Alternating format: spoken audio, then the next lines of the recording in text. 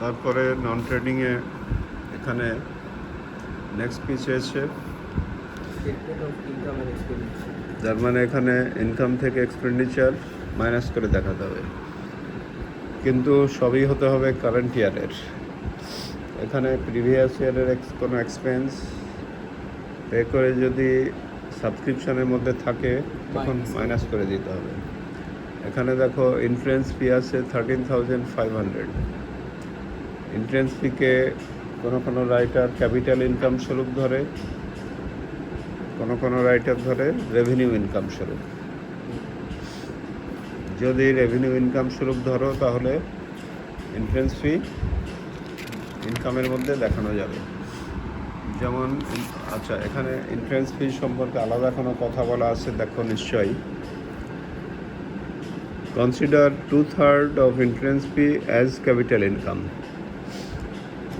2/3 capital income স্বরূপ ধরতে বলছে, তার মানে রেভিনিউ ইনকাম কতটুকু? 1/3। 1/3 কত হবে?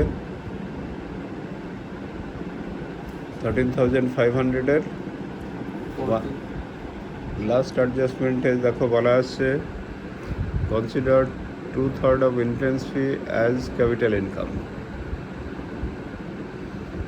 তার মানে রেভিনিউ ইনকাম কতটুকু? 1/3 না? এই জন্য রেভিনিউ ইনকামের মধ্যে ইন্স্যুরেন্স ফির 1/3 লিখতে হবে। 13,500 ডিভাইড বাই 3 করলে যা আসবে সেটা রেভিনিউ ইনকামে লিখতে হবে। সাবস্ক্রিপশান দেখো 52,500 আছে। এরপর সাবস্ক্রিপশানের যত অ্যাডজাস্টমেন্ট আছে, প্রিভিয়াস ইয়ারের 1,500 মাইনাস, নেক্সট ইয়ারের অ্যাডভান্স 2,000 মাইনাস,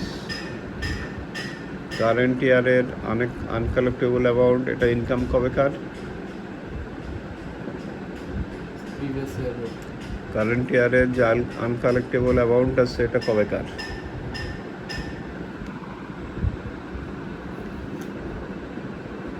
$5,000।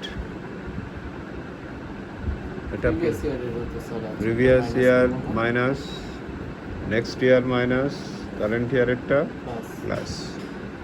কারণ ইনকামে লিখতে হয় কি? কারেন্ট ইয়ারেরটা লিখতে হয়, এটা খেয়াল রাখবা।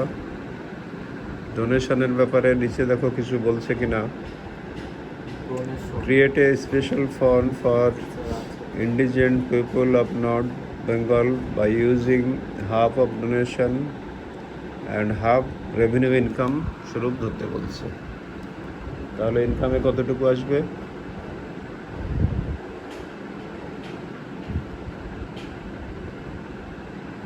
হাফ আসবে। মনে রাখবা, কোনো ফান্ড ক্রিয়েট করতে বললে এটা কোথায় যায়? এনি ফান্ড ইজ লায়াবিলিটিতে যাবে। আর এখানে ইনকাম স্বরূপ ধরতে বলছে কত?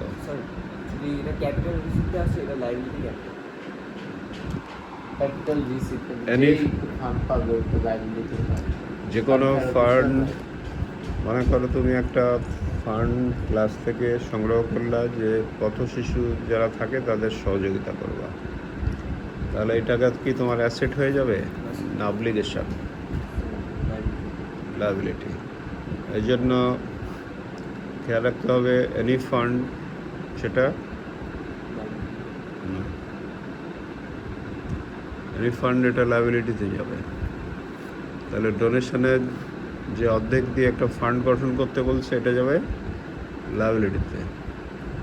থিয়েটার টিকিট সেল এটা ইনকাম। ইন্টারেস্ট অন ইনভেস্টমেন্ট 3,000 পাওয়া গেছে। এখানে দেখো নিচে কি বলছে, 15% ইনভেস্টমেন্ট ছিল তাদের 40,000 টাকার। তাহলে টোটাল ইন্টারেস্ট পাওয়ার কথা কত? সাদিক বলো এটা।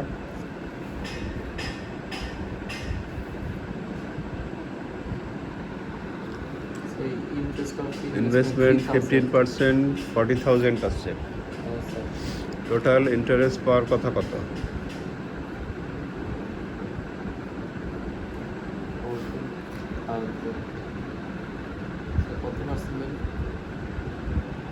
15%।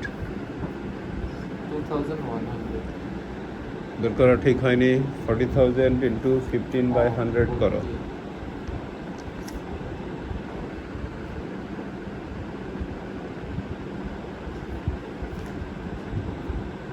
ইন্টু 15% করলে কত হয় তোমার?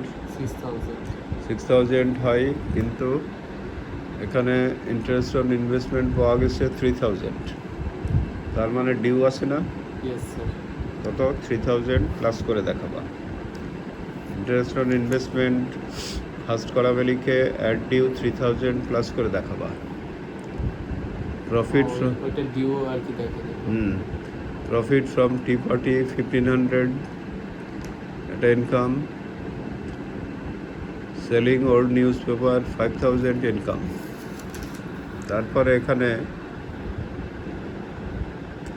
আরেকটা অ্যাডজাস্টমেন্ট দেখো, নাম্বার 4 অ্যাডজাস্টমেন্ট। এখানে বলছে uncollected advertisement charge 4,500 from different organisation. এটার ব্যাপার হচ্ছে যে মনে করো এই ক্লাব কোনো ম্যাগাজিন ছাপায়, সেখানে অ্যাডভার্টাইজমেন্ট দিছে মানুষের, সে অনুযায়ী তারা 4,500 টাকা পাবে। এটা সোর্স অফ ইনকাম না? এই জন্য এই ডিউ অ্যাডভার্টাইজমেন্ট এটা এক্সপেন্স না, কিন্তু এটা কোথায় লিখতে হবে? ইনকামে লিখতে হবে। এইভাবে ইনকাম লেখা শেষ হবে। এই ইনকাম পর্যন্ত কোনো কোশ্চেন থাকলে বলো।